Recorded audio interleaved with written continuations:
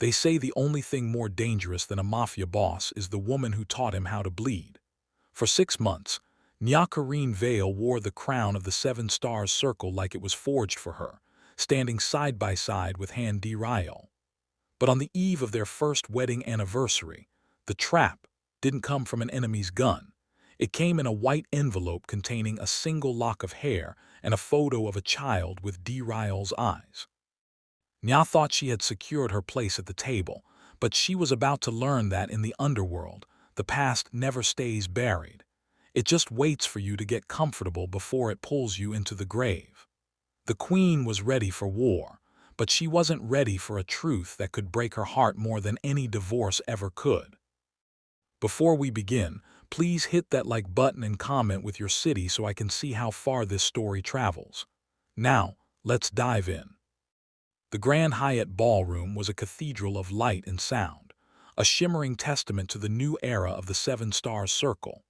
It had been exactly 1 year since the blood-soaked Valentine's Day that had nearly torn them apart, and tonight, the air was thick with the scent of lilies and the expensive hum of victory. Corinne Vale stood at the top of the marble staircase, her presence a silent roar that commanded the room. She wore a gown of liquid midnight silk that clung to her curves like a second skin, her hair crowned with a delicate gold leaf tiara that caught the flash of every camera. Beside her, Han Dae-Ryul was a shadow in a perfectly tailored tuxedo, his hand resting possessively at the small of her back. They weren't just a couple, they were a monument to survival. "To the king and queen," the elders toasted, their voices oily with a new, terrified respect. Nyah accepted their praise with a sharp, knowing smile, her eyes scanning the crowd with the clinical precision of a woman who had learned to count the knives hidden behind every tuxedo. The night was perfect, a seamless blend of power and prestige, until the heavy double doors at the far end of the ballroom swung open with a slow, ominous weight. A young man, dressed in the humble, dark robes of a traditional courier, walked through the sea of socialites. He ignored the security detail and stepped toward the dais, holding a single, heavy white envelope sealed with wax the color of dried blood. The music faltered, a dissonant chord ringing out as the courier bowed low, extending the package to Dae-Ryul. With a frown, Dae-Ryul broke the seal. As he pulled the contents out, his face, usually a mask of impenetrable stone, shattered. A single lock of dark, silky hair fell from the envelope, landing on the white tablecloth like a dead moth. Beneath it was a glossy DNA report and a photograph of a 5-year-old boy sitting on a traditional wooden porch, his eyes a haunting, unmistakable mirror of Dae-Ryul's own. Nyah felt the temperature in the room plummet. She looked from the photo to her husband, seeing a ghost haunt his features that she had never encountered before. The celebratory air evaporated, replaced by a suffocating, ancient dread. The trap hadn't come from the council this time. It had come from a grave. A voice from the shadows of the doorway whispered a name that made the most powerful man in Seoul tremble: Minhi. The past had arrived to collect its debt, and Nyah realized with a sickening jolt that her crown was suddenly resting on a foundation of lies she hadn't even begun to uncover. The celebration did not end with a bang, but with a suffocating, leaden silence that trailed them from the ballroom to the penthouse like a funeral shroud. The Grand Hyatt's glittering lights were miles behind them, yet the image of the lock of hair and the glossy DNA report remained seared into the back of Nyah's eyelids. Inside the apartment, the air was brittle. Dae-Ryul had not spoken a single word since the courier had bowed his way out of existence. He had marched straight to his study, his tuxedo jacket discarded on the floor of the foyer, a trail of expensive wool that signaled the total collapse of his composure. Nyah followed him, her midnight silk gown rustling against the cold marble floors. She found him standing by the floor-to-ceiling windows, the same spot where he had once handed her a divorce that wasn't a divorce. But tonight, he wasn't looking out at the city he ruled.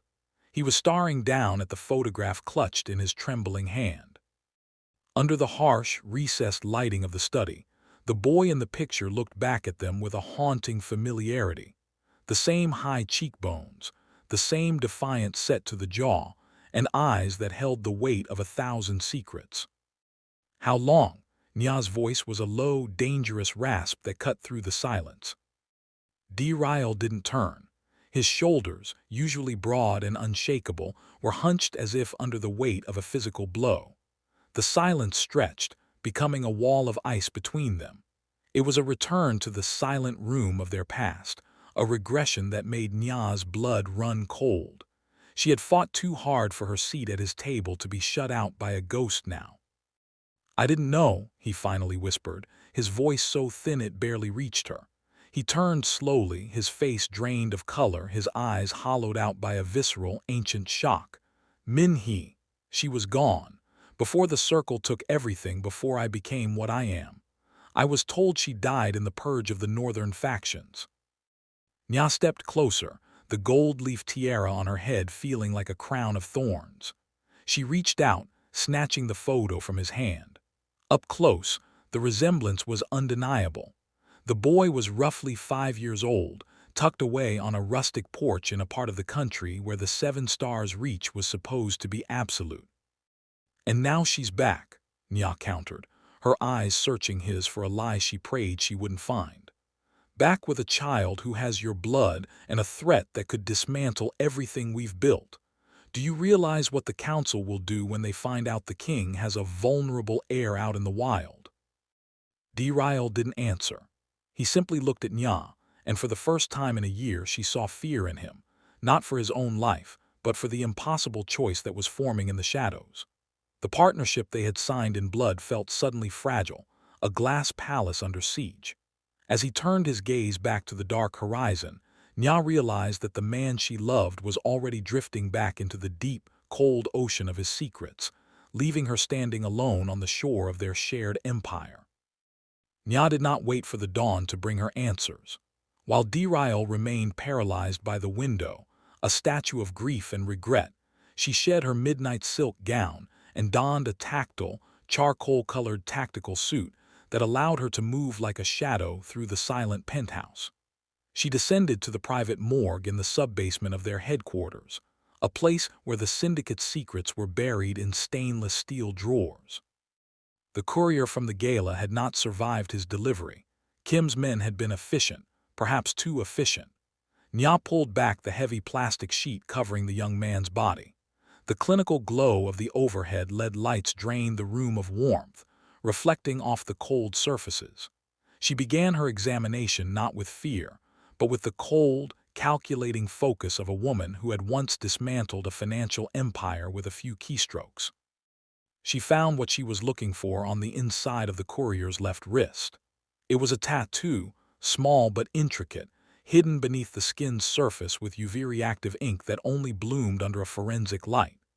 As she clicked on her handheld blacklight, a deep crimson flower materialized, a peony, its petals curled in a way that suggested a blooming fire. It wasn't the jagged, modern branding of the 7 stars circle. This was older, more traditional, and carried the weight of a history that predated the city's skyscrapers. "The Red Peony Society," a voice rasped from the doorway. Nyah didn't flinch. She knew Kim's footfalls. The enforcer stepped into the light, his expression grim. "They are a ghost story, ma'am. A traditionalist sect that vanished 40 years ago. They believe in blood purity and the old ways of the clans. If they have the boy, they aren't just holding a child. They are holding a claim to the throne that bypasses the council entirely." Nyah traced the glowing red ink with a gloved finger. The realization hit her with the force of a physical blow. This wasn't just a ransom, it was a purification rite. The Red Peony Society didn't want money. They wanted a pure bloodline, and they viewed her, a black woman who had seized power in their sacred Korean hierarchy, as an infection that needed to be excised. The child was their weapon of choice to replace her. "They think I'm a temporary distraction," Nyah whispered, her eyes narrowing as the peony glowed brighter under the violet light.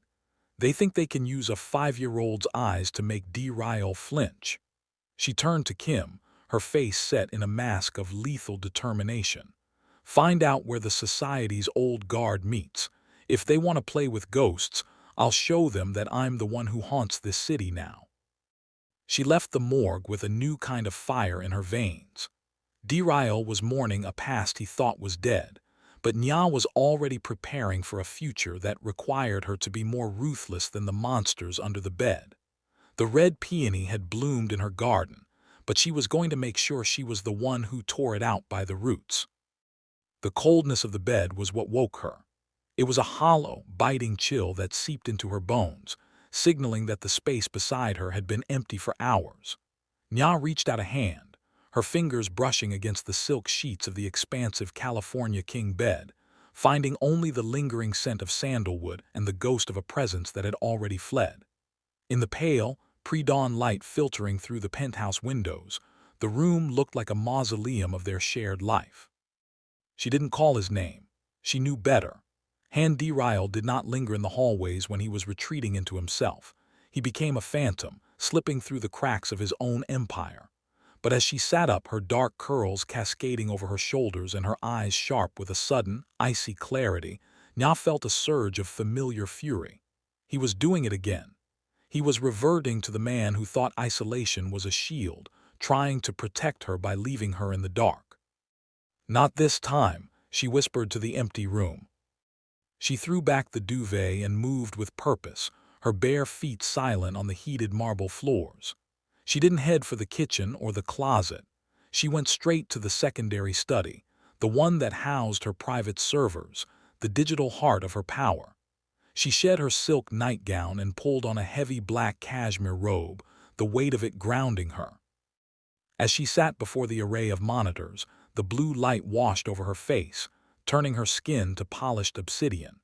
With a few rhythmic strokes of her keyboard, she reactivated the ghost web she had built months ago. She didn't just look for his car or his phone. She looked for the anomalies in the city's heartbeat. She bypassed the official 7-stars security protocols, knowing Kim would have scrubbed his boss's trail from the syndicate's logs. Instead, she tapped into private satellite feeds and high-frequency traffic sensors. A pulse appeared on her screen, a black luxury SUV moving with predatory speed toward the outskirts of the Gyeonggi province, far from the neon reach of the Gangnam district. He was heading for the mountains, toward a sector where the old clans still held sway, and the laws of the modern city dissolved into ancient blood feuds. The sight of his retreating signature on the map ignited a cold fire in her chest. For 3 years, she had been a secret, and for 1 year, she had been a queen. She had learned that a throne was not a gift given by a man. It was a position maintained through vigilance. If Dae-Ryul thought he could sacrifice himself to the Red Peony Society to buy her peace, he had forgotten who had saved his life in the tea house. Nyah watched the blinking cursor of his location and began to upload the coordinates to her own encrypted mobile device. She wasn't the bait anymore, and she certainly wasn't the mourning wife left behind. She was the architect of his safety, whether he wanted it or not. As the first light of dawn touched the Seoul skyline, Nyah closed her laptop and reached for her tactical gear. The king was running into a trap, but he had forgotten that the queen was the one who knew how to spring it. The winding roads of the Gyeonggi Mountains were choked with mist, the ancient pines standing like sentinels guarding the secrets of the valley. Nyah steered her motorcycle with a rhythmic, lean-muscled grace, the engine's growl muffled by the damp air. She had tracked the SUV's signal to the base of a jagged ridge where a hidden stone path ascended toward the clouds. Leaving the bike concealed beneath a canopy of ferns, she moved upward on foot, her breath coming in shallow, controlled bursts. The temple appeared out of the fog like a ghost from a different era. Known as the Temple of Whispers, it was a sprawling complex of weathered wood and gray stone, its eaves upturned like the wings of a predatory bird. There were no modern lights here, only the flickering orange glow of lanterns swinging in the wind. Nyah moved through the shadows of the outer courtyard, her tactical boots making no sound on the moss-covered stones. As she rounded the corner of the main prayer hall, she saw him. Dae-Ryul was standing in a small, enclosed garden where the white petals of plum blossoms fell like slow-motion snow. He looked smaller here, stripped of the glass and steel authority of the city. but it was the woman standing across from him that made Nyah's heart stop.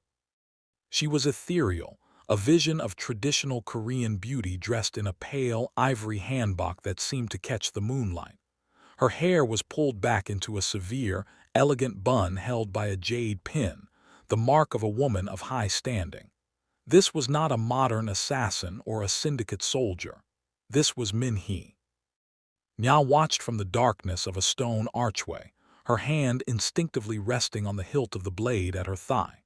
The air between Dae-Ryul and Minhi wasn't filled with the heat of a current romance, but with the heavy, suffocating weight of a shared history. Dae-Ryul reached out, his hand hovering inches from Minhi's face before he pulled it back, as if afraid the vision would dissolve into smoke. "You were dead," Dae-Ryul's voice carried through the garden, cracked and raw. "I burned the incense for you for 5 years." "I was hidden," Minhi replied, her voice a soft, melodic chime that masked a hidden steel. "The Red Peony kept me safe when you could not, and now they have our son Dae-Ryul. They have the boy you thought never existed." Nyah felt the world tilt on its axis. The sight of them together, the king and his first love, framed by the ancient architecture of a forgotten world, felt like a betrayal more profound than any lie. Minhi wasn't just a mother. She was a bridge to a past where Nyah did not exist, a past that offered Dae-Ryul a pure legacy that no amount of syndicate power could buy. Nyah stayed in the shadows, her eyes locked on Minhi's serene face. She saw the subtle glint of triumph in the woman's eyes, a look that only another queen would recognize. Minhi wasn't just there for her son. She was there to reclaim a throne she believed was rightfully hers. Nyah felt the cold weight of her own crown, realization dawning that her greatest enemy wasn't a hitman, but a memory that had suddenly taken breath. The stillness of the temple garden was brittle, a fragile glass sphere that shattered the moment Nyah stepped from the shadows. The plum blossoms continued their slow, mocking descent, but the air between the three of them surged with a new, violent electricity. Dae-Ryul spun around, his eyes widening as they landed on Nyah. He looked caught between the relief of seeing her and the terror of what her presence meant in this sacred, dangerous space. Minhi did not flinch. She remained poised, her hands folded neatly within the voluminous sleeves of her ivory hanbok, her expression shifting from serene mourning to a sharp, cold calculation. She looked at Nyah's tactical gear, the charcoal fabric, the holstered blade, the high-tech comms, with a disdain that felt centuries old. "So this is the asset the Circle talks about," Minhi said, her voice like silk over a razor. She didn't look at Dae-Ryul, her gaze was fixed entirely on Nyah. "The woman who thinks a throne can be bought with digital ghost stories and foreign influence." "I am the woman who saved his life when your Red Peony ghosts were busy hiding in the mountains," Nyah countered, her voice steady and echoing against the stone walls. She walked toward them, stopping just far enough away to keep both within her line of sight. "Explain yourself, Minhi, or I'll let Kim and the SUVs outside decide how this reunion ends." Minhi let out a soft, hollow laugh. "I was forced into the shadows, Nyah. When the council realized I was carrying the true heir to the 7 stars, they didn't see a miracle. They saw a threat to their control over Dae-Ryul. They staged the purge. They told him I was dead so they could mold him into their puppet. The Red Peony Society didn't kidnap me. They preserved the bloodline that you are currently polluting." She turned her gaze back to Dae-Ryul, her eyes softening into a practiced, manipulative warmth. "The boy, your son, is being raised in the old ways, Dae-Ryul. He knows your face from the stories I tell him, but he cannot come home to a house built on a lie. He cannot have a father who keeps a foreign consort in the seat that belongs to his mother." Minhi stepped forward, the silk of her chima whispering against the moss. "If you want to see the boy, if you want the true family to be whole again, she has to go. Nyah must step down. She must return the keys to the ghost accounts and disappear, just as I once did. It is the only way the society will release the heir." The silence that followed was suffocating. Nyah looked at Dae-Ryul, searching for the man who had promised her a partnership built on truth. He looked at the ivory-clad woman from his past, then at the woman who had redefined his future. The mother's gambit was perfect. It struck at the only thing Dae-Ryul valued more than power, his legacy. Dae-Ryul, Nyah said, her voice dropping to a warning whisper. Don't let a memory talk you into a grave. She's not asking for a family, she's asking for a surrender. But Dae-Ryul remained silent, his gaze fixed on the dirt at his feet, his hands clenched so tightly his knuckles were white. The trap had been set on Valentine's Day, but the real jaws were closing now, and for the first time, Nyah realized that even a queen could be checkmated by a ghost. The temple garden had become a theater of shadows, the moonlight carving sharp, jagged lines into the faces of everyone present. Nyah stood her ground, her eyes never leaving Minhi, but her focus was on the subtle, discordant notes in the woman's performance. There was a rhythm to Minhi's grief that felt too rehearsed, a cadence to her demands that smelled of a ledger rather than a mother's heart. The Red Peony Society didn't just preserve a bloodline, Minhi, Nyah said, her voice dropping into a register of cold, analytical steel. They weaponized it. You talk about purity and family, but you're wearing the silk of an organization that hasn't functioned without a benefactor in 40 years. Nyah moved toward the stone table where a ceramic tea set sat undisturbed. With a quick, decisive movement, she pulled a handheld scanner from her tactical belt, a high-frequency device tuned to detect the encrypted signatures of the very ghost accounts she had once controlled. As the light swept over Minhi's ivory sleeves, a sharp, rhythmic ping echoed through the courtyard. You aren't a refugee, Nyah hissed, her eyes flashing with a dangerous realization. You're an operative. Those accounts I ghosted to save Dae-Ryul's life. You've been trying to bypass the encryption for months. The society didn't save you from the council, they bought you from them. Dae-Ryul's head snapped up, the fog of his shock finally pierced by Nyah's logic. He looked at Minhi, his gaze traveling from her tear-brushed eyes to the hidden pocket in her chima, where a modern, encrypted uplink device sat nestled against her skin. The ivory handbok was no longer a symbol of innocence. It was a uniform. Where is he, Minhi? Dae-Ryul's voice was a low, terrifying growl that made the lanterns overhead rattle. Where is my son? Minhi's composure didn't break, it simply transformed. The soft, grieving mother vanished, replaced by a high-ranking lieutenant of a forgotten war. She stepped back, a cold smirk touching her lips. He is where the foreign influence can never reach him. He is at the Iron Crag Fortress, nestled in the peak above the Gyeongsang border. He is being held not as a child, but as the price of your return to the old ways. She looked at Nyah, her eyes devoid of warmth. The society doesn't care about your money, Nyah. They care about the fact that as long as you exist, the Seven Stars Circle is a mongrel empire. The boy is the ransom for Dae-Ryul's soul. If he wants the child to live, he must bring them your head on a platter of gold. The revelation hung in the air like a poisoned mist. The ransom of blood wasn't a financial demand. It was an ethnic and political cleansing. The boy was the bait, Minhi was the lure, and the mountain fortress was the cage. Nyah felt a strange, icy calm settle over her. She looked at Dae-Ryul, whose face was now a map of pure, unadulterated fury. For the first time, she saw that his fear had been replaced by a singular, lethal purpose. Pack the ivory away, Minhi, Nyah said, her hand resting firmly on her holstered weapon. Because we're coming for that fortress. And I promise you, by the time the sun rises, the Red Peony won't just be a memory, it will be extinct. The descent from the temple was a blur of shadows and engine heat, but the silence inside the black SUV was a living thing, heavy and jagged. Dae-Ryul sat behind the wheel, his knuckles white against the leather, his eyes fixed on the winding mountain road with a 1,000-yard stare that Nyah had seen only once before, the night he thought he had lost his soul. He was already mourning, already preparing to walk into the Iron Crag alone to pay the blood price for a son he hadn't known he had. Pull over, Nyah said. Her voice was quiet, but it carried the weight of a gavel. Dae-Ryul didn't blink. I have to get you to the safe house. Minhi is right about one thing. The society won't stop until the line is pure. I won't let them have you. I said pull over, Dae-Ryul.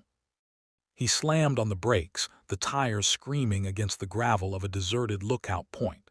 He turned to her, his face a mask of agony and ancestral duty. You don't understand. This isn't a syndicate war. It's a blood feud. They want a sacrifice. If I go alone, I might be able to negotiate for the boy. If you're there, they'll burn the whole mountain down just to ensure you don't leave it. Nyah didn't flinch. She leaned in, her eyes locking onto his with a fire that eclipsed the distant city lights. You are still trying to hide me. Even after the divorce, after the tea house, after I stitched the skin back onto your shoulder, you are still trying to treat me like a liability to be tucked away. You think I'm going to sit in a basement while you trade your life for a child that they weaponized against us. He is my son, Nyah, Dae-Ryul roared, the sound echoing off the cold stone of the ridge. And I am your queen, she shouted back, her voice echoing louder. She reached out, grabbing his lapels and pulling him toward her until their foreheads pressed together. You told me we were a partnership. You told me I was the hand that swung the sword. Well, the sword is dull if the hand is cut off. You want to save that boy. You won't do it by surrendering. You'll do it by letting me lead the hunt. Dae-Ryul's breath hitched. He looked at her, not as the wife he needed to shield, but as the strategist who had outplayed the council. Nyah saw the shift in his eyes, the moment the desperate father gave way to the lethal king. I know the Iron Crag, she continued, her voice dropping to a low, tactical hum. I've already mapped the heat signatures. They're expecting a grieving father to crawl to their gates. They aren't expecting a digital blackout and a thermal breach. I am taking command of this mission, Dae-Ryul. You provide the steel, but I provide the path. We save the boy, and then we show Minhi exactly what happens to ghosts who try to haunt my house. Dae-Ryul looked at the woman before him, her dark curls framing a face of pure, unadulterated fury and brilliance. He realized then that he hadn't just married a woman. He had allied himself with a force of nature. He slowly reached out, his hand trembling as he cupped the back of her neck, pulling her into a kiss that tasted of rain and desperation. Lead us then, he whispered against her lips. Command your king. The sky over the Gyeongsang border did not just break, it shattered. Great jagged veins of violet lightning ripped through the charcoal clouds, illuminating the Iron Crag Fortress in terrifying, strobing flashes. Perched precariously on a shelf of black rock, the stronghold looked less like a building and more like a jagged extension of the mountain's own malice. Thunder followed each flash, a guttural roar that Nyah used to mask the sound of their approach. She moved with a lethal, predatory fluidness, her charcoal tactical gear blending into the wet stone. Beside her, Kim was a mountain of silent efficiency, his movements perfectly synchronized with hers. They had bypassed the main winding path, opting instead for a vertical ascent up the western face, a route the Red Peony Society deemed impossible. Nyah gripped the wet granite, her gloves providing a high-tech friction that defied the downpour. Below them, the world was a swirling abyss of mist and rain. Above them, the prize was a child who shared the blood of the man she loved. Nyah tapped her earpiece, her voice a low, modulated hum that barely registered above the wind. Dae-Ryul, we're at the perimeter. The primary gate is a diversion. I'm initiating the digital blackout now. She pulled a compact, ruggedized tablet from her utility belt. Her fingers danced across the screen, deploying a localized electromagnetic pulse that she had spent the last 2 hours tailoring to the society's archaic but functional security grid. On her screen, the fortress's thermal signatures flickered and died. The perimeter cameras dipped their heads like wilted flowers, and the high-voltage wires humming atop the stone walls went silent. Going dark, she whispered. Kim threw a weighted grappling line with a practiced flick of his wrist. The carbon fiber hook bit into the stone battlements with a dull thud, swallowed by a well-timed crack of thunder. Nyah was the first up the line, her muscles coiling and releasing with explosive power. She crested the wall, rolling into a low crouch as her thermal goggles flickered to life, painting the world in shades of predatory blue and orange.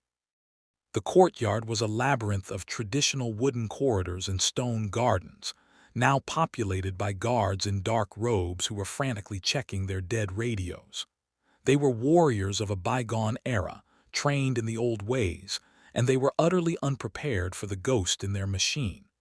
Nyah signaled to Kim, who dropped beside her like a shadow. "The boy is in the central pagoda, 3 levels down," Nyah directed, her eyes fixed on a heat signature that was smaller and more vibrant than the rest. It was a tiny pulse of life in a fortress of stone and steel. The fury she had felt at the temple had crystallized into a cold, unbreakable resolve. She wasn't just here to save an heir. She was here to prove that the foreign consort was the most dangerous thing the Red Peony had ever encountered. A bolt of lightning struck the peak above them, bathing the courtyard in a blinding white glare. For a split second, Nyah was visible, a golden-eyed specter of retribution standing atop their sacred walls. Before the thunder could even roar, she was moving, a blur of motion heading straight for the heart of the stronghold. The siege had begun, and the mountain was about to learn that some queens didn't need a throne to rule, they just needed a target. The central pagoda was an island of deceptive serenity amidst the storm. Nyah slipped through the heavy oak doors, her thermal goggles retracted to reveal a room bathed in the flickering, amber light of floor lanterns. The air smelled of aged cedar and incense, a stark contrast to the metallic tang of rain and adrenaline outside. Kim held the perimeter at the doorway, his silhouette a grim sentinel against the lightning, while Nyah moved toward the inner sanctum. There, tucked behind a screen of carved jade, sat the boy. He was smaller than he had seemed in the photograph, a fragile figure huddled on a silk floor cushion. He wasn't crying. Instead, he was staring at the door with a terrifying, stoic stillness that made Nyah's heart skip a beat. As she stepped into the light, he looked up, and the breath left her lungs. It wasn't just the physical resemblance, the sharp bridge of the nose or the slant of the brow. It was the gaze. The boy looked at her with the same guarded, ancient intensity that Dae-Ryul carried, a look of a soul that had already learned that the world was a place of shadows. He wore a traditional dark blue dalbak, the silk shimmering under the lanterns, making him look like a miniature prince in a gilded cage. Nyah felt her pulse thrumming in her throat. This was the threat. This was the blood purity the Red Peony Society worshipped. She had expected to feel a pang of resentment, a reminder of a past where she didn't exist. But as the boy's lower lip gave a single, microscopic tremble, the anger evaporated. In its place rose a fierce, primal heat. This child wasn't a political pawn or a biological insult. He was a boy who had been stolen, hidden, and weaponized against the only father he had ever known. "Ji-ha," she whispered, using the name she had seen on the DNA report. The boy tilted his head, his eyes tracking the tactical gear she wore, then settling on her face. "Are you the shadow lady my mother warned me about?" "No," Nyah said, kneeling so she was at his eye level, her movements slow and deliberate. She reached out, her gloved hand stopping just short of his shoulder. "I'm the one who's taking you home." In that moment, the mission changed for her. It was no longer about securing her throne or proving her worth to a dying sect of traditionalists. She looked at the boy's eyes, Dae-Ryul's eyes, and saw a future that needed protection. She felt a maternal protectiveness so sharp it was physical, a vow echoing in her mind that no ghost, not even Minhi, would use this child as a sacrifice again. A sudden crash echoed from the upper levels, the sound of the society's inner guard realizing their sanctuary had been breached. Nyah didn't flinch. She stood up, reaching for the boy's hand. He took it, his small fingers disappearing into her grip. "Stay behind me, Ji-ha," she commanded, her voice dropping into the lethal tone of a queen preparing for war. "Anyone who wants to get to you has to go through me first." The amber light of the floor lanterns flickered violently as the sliding doors behind Nyah were kicked open with a thunderous crash. Nyah didn't flinch. She kept Jiha tucked firmly behind her, her hand steady on the hilt of her blade. She expected to see the robed zealots of the Red Peony Society, but instead, it was Minhi who stepped into the room. The ivory handbox she had worn at the temple was gone, replaced by a sleek, midnight black combat suit that mirrored Nyah's own. In her hand she held a silenced semi-automatic, and her eyes were no longer filled with a mother's desperate tears. They were cold, dry, and hungry. "Move away from the boy, Nyah," Minhi commanded, her voice devoid of its earlier melodic charm. Nyah stood her ground, her gaze sweeping over the woman who had played the role of a grieving ghost so perfectly. "The rescue is over, Minhi. Dae-Ryul is clearing the upper levels. You got what you wanted. Your son is safe. Now put the gun down before I make you regret ever coming back from the dead." Minhi let out a sharp, jagged laugh that made Jiha shrink further into the shadows of the jade screen. "Safe? You think I brought him to this godforsaken rock because I wanted him safe? I brought him here because he was the only key that could open the door to hand Dae-Ryul's guilt, and his guilt is the only thing that could lead me to you." Nyah's eyes narrowed as the pieces of the mother's gambit finally fell into place. The Red Peony Society wasn't the architect of this war, they were the distraction. "You don't care about the bloodline," Nyah whispered, the realization chilling her more than the storm outside. "You don't even care about the boy." "I care about what he buys me," Minhi hissed, leveling the gun directly at Nyah's chest. "I spent 5 years in a hole while you sat in my seat, playing with the ghost accounts that were supposed to be my legacy. The society is a collection of dinosaurs, Nyah. They want a pure heir. I want the $50 billion you moved into the dark web. You're going to give me the decryption keys, or I'm going to paint this pagoda red with the blood of the woman Dae-Ryul chose over me." The betrayal was absolute. Minhi hadn't been a prisoner of the council. She had been waiting for the accounts to grow large enough to steal. She had used her own son as the ultimate bait, banking on Dae-Ryul's honor and Nyah's newfound maternal instinct to bring the prize directly to her. "You're a monster," Nyah said, her voice dropping to a lethal, vibrating hum. She could hear the heavy thud of Dae-Ryul's boots approaching from the hallway, but she knew he wouldn't make it in time. "I'm a survivor," Minhi countered, her finger tightening on the trigger. "And survivors don't leave witnesses. The keys, Nyah, now, or the boy watches his new mother die." Nyah felt Jiha's small hand tighten on her sleeve. The boy wasn't looking at Minhi with love. He was looking at her with the same terror he had shown the guards. The woman who had given him life had become his greatest predator. Nyah shifted her weight, her mind racing through a dozen combat scenarios. The queen was cornered, but as she looked into Minhi's greedy eyes, she knew one thing for certain.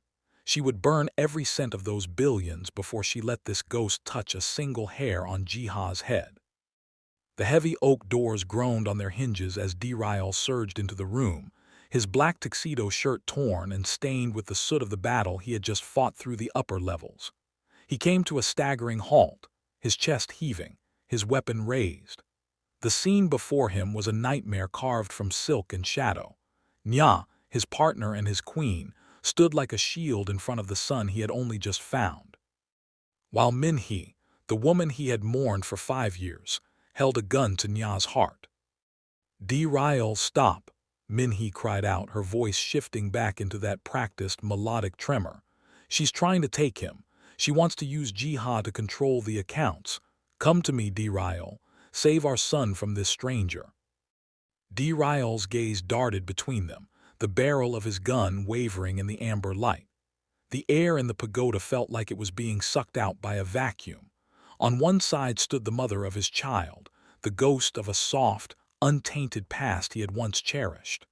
On the other stood Nyah, the woman who had seen his darkness and mirrored it, the woman who had saved him from himself. Nyah didn't speak. She didn't plead. She simply looked at him, her golden brown eyes steady and fierce, even with a barrel leveled at her chest.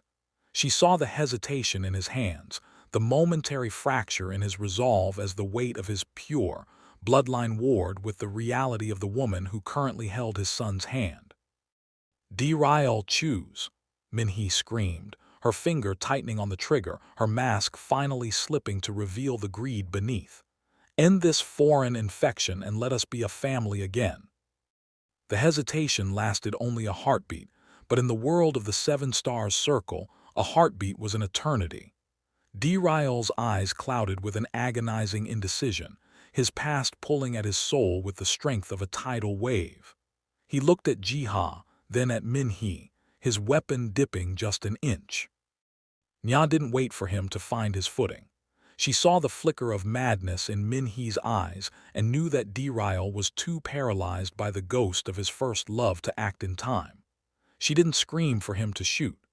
Instead, with a movement so fluid it seemed choreographed by the lightning itself, Nyah reached into the hidden holster at her thigh.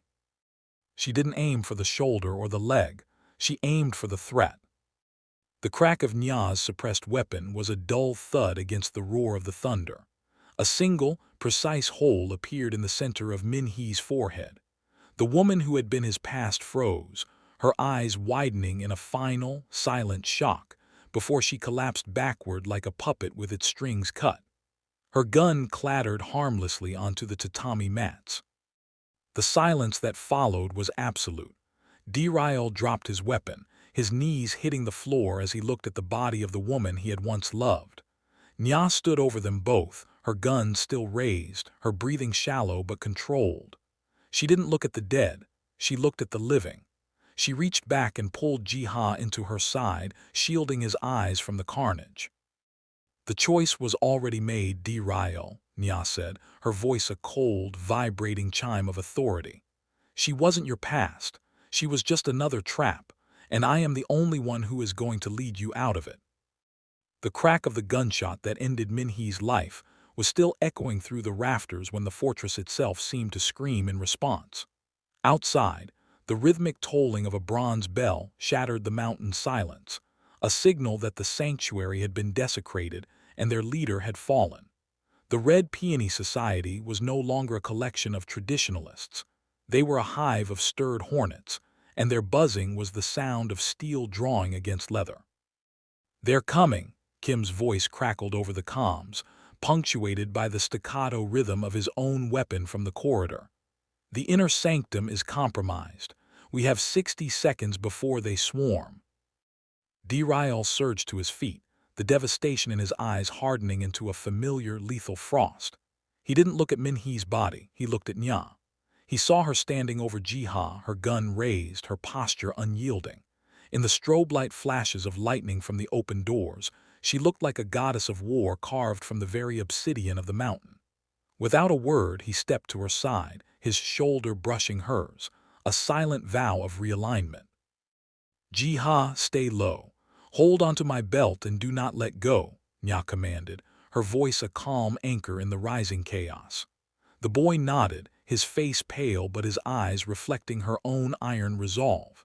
He gripped the fabric of her tactical suit, tucking himself into the narrow space between the two adults. The first wave of the Red Peony army burst through the paper screens, not with guns, but with the terrifying, silent speed of traditional assassins. They wielded geom swords that caught the amber lantern light, their dark robes billowing like smoke. Nyah and Dae-Ryul moved as a single entity, a dance of lead and steel they had perfected in the shadows of Seoul. Dae-Ryul was the shield, his heavy-caliber weapon barking as he cleared a path toward the western exit, his movements brutal and efficient. Nyah was the needle, her lighter, suppressed pistol snapping at targets that tried to flank them, her free hand occasionally reaching back to ensure Nyah was still anchored. They fought through the central pavilion, a storm of splintering wood and shredded silk. When Nyah's clip ran empty, Dae-Ryul stepped in front of her, his body a wall of muscle and Kevlar, providing her the 3 seconds she needed to reload. When a swordsman lunged from the rafters toward Dae-Ryul's blind side, Nyah's blade was already out, meeting the attacker midair with a spray of crimson. "The western gate," Nyah shouted over the roar of the thunder. "Kim has the extraction vehicle idling at the base of the stairs." They descended into the heart of the battle, a back-to-back whirlwind of violence. The Red Peony soldiers threw themselves at the trio with a zealotry that defied logic, desperate to reclaim the pure heir. But they were fighting a king who had found his purpose and a queen who had found her cub.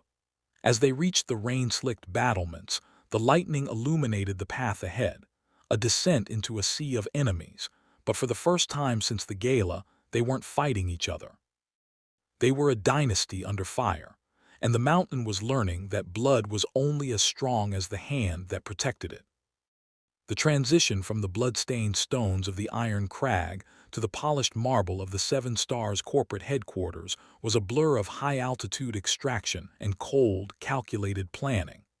Nyah did not spend the flight back to Seoul mourning the ghosts of the mountain. She spent it on her laptop, rewriting the narrative of the Han Dynasty. By the time the wheels touched the private tarmac, the invitations had already been sent. This would not be a whisper in a dark room. It would be a roar that the entire underworld would have to acknowledge. The grand auditorium was packed with the city's most influential journalists, corporate rivals, and the stony-faced elders of the council. They sat in a thick, expectant silence, their eyes fixed on the empty podium. When the side doors finally opened, Nyah stepped out first. She was a vision of absolute, unshakable authority, wearing a tailored suit of ivory wool, a deliberate, lethal nod to the traditional colors of mourning she had just laid to rest. Her hair was styled in sharp, modern waves, and her gaze held the cold light of a woman who had walked through fire and found it lacking. Beside her, Dae-Ryul moved with a measured, protective stride, his hand resting on the shoulder of the small boy walking between them. Jiha was dressed in a miniature charcoal suit that matched his father's, his face scrubbed clean of the mountain's soot. He looked out at the sea of flashing cameras with the same stoic, predator-in-training gaze that had defined the Han men for generations. Nyah stepped up to the microphone, the sound of her heels echoing like a countdown. She didn't wait for the murmurs to die down. She didn't look at the teleprompter. She looked directly into the primary camera lens, speaking to the enemies still hiding in the shadows. The Seven Stars Circle has always functioned on the strength of its legacy, Nyah began, her voice a steady, melodic chime of power. For too long, that legacy has been guarded by secrets and threatened by those who believe they can use our blood against us. Today, the secrets end. She reached down, taking Jiha's hand and bringing him forward. The camera flashes intensified, a rhythmic strobing that illuminated the undeniable truth of the boy's features. "I am introducing the next generation of the Han Empire," she declared, her grip on the boy's hand firm and maternal. "This is Jiha Corinne Han. He is my son. He is the heir to everything we have built and everything we have yet to take.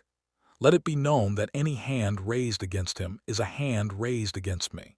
Any threat to his safety will be met with the full, unmitigated weight of the ghost accounts and the steel of our enforcers." The room erupted in a chaos of shouted questions and blinding light, but Nyah remained motionless, a silhouette of grace and iron. She wasn't just claiming a child, she was reclaiming the definition of purity. By adopting the boy's narrative and weaving her own name into his, she had neutralized the Red Peony's leverage and silenced the council's whispers. Behind her, Dae-Ryul's eyes met hers, and for the first time there was no shadow of the past between them. They stood as a united front, a new bloodline forged in the ruins of a trap, proving that the queen didn't just protect the throne, she defined who was worthy to sit upon it. The penthouse was silent, the kind of silence that only exists after a storm has finally exhausted its rage. High above the neon veins of Seoul, the glass walls of the new nursery offered a panoramic view of the empire they had bled to protect. It was a room designed with a paradox of softness and security. Plush rugs and warm oak contrasted with reinforced ballistic glass and biometric locks. In the center of the room, tucked beneath a silk duvet, Jiha slept with a peace that had been denied to him for 5 years. His small chest rose and fell in a steady rhythm, the only sound in the twilight.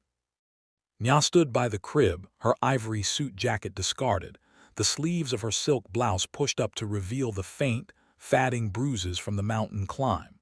She watched the boy's face, tracing the features that were so clearly Dae-Ryul, yet seeing something of her own spirit in the way he had gripped her hand during the press conference. She wasn't his mother by blood, but she was his mother by fire. She had walked into the mouth of a dragon to pull him out, and in doing so, she had transformed her role from a consort to a matriarch.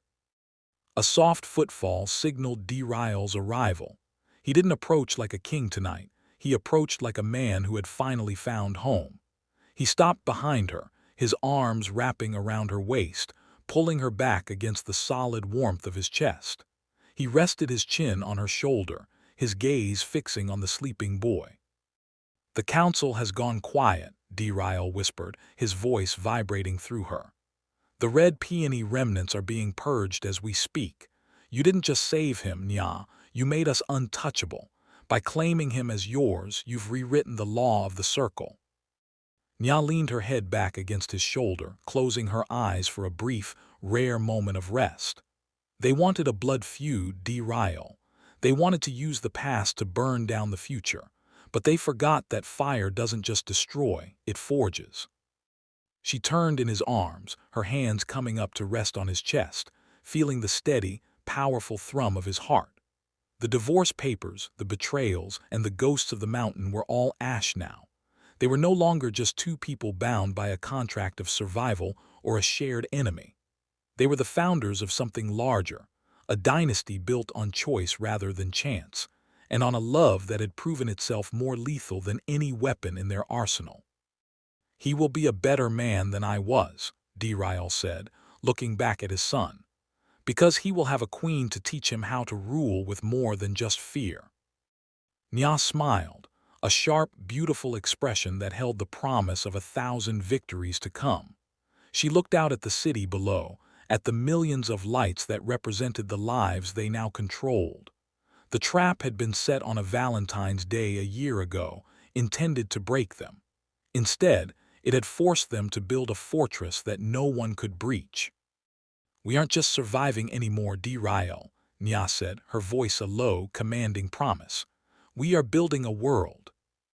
As the sun began to hint at the horizon, painting the sky in shades of bruised purple and gold, the king and queen of the 7 stars stood together in the quiet.